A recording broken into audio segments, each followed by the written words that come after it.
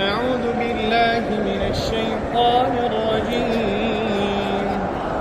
وأيوب إذ نادى ربه أني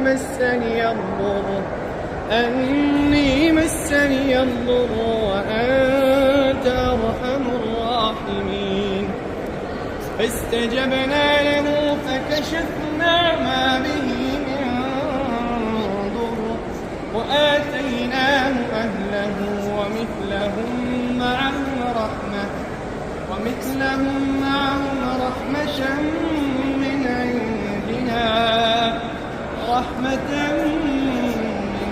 عندنا وذكرى للعابدين.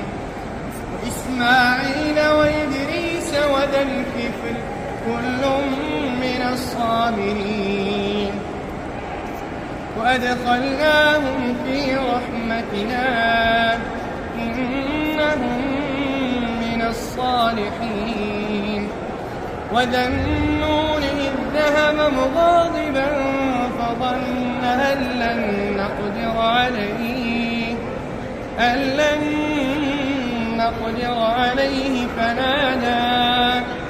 فنادى في الظلمات أن لا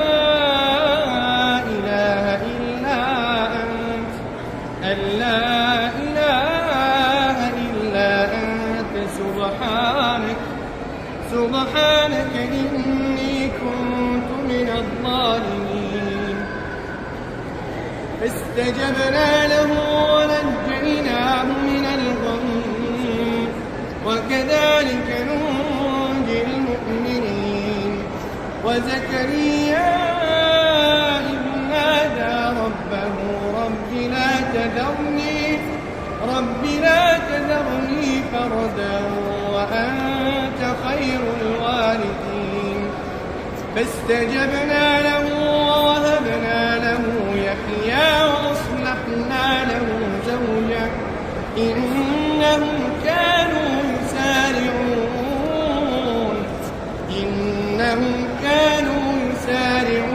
في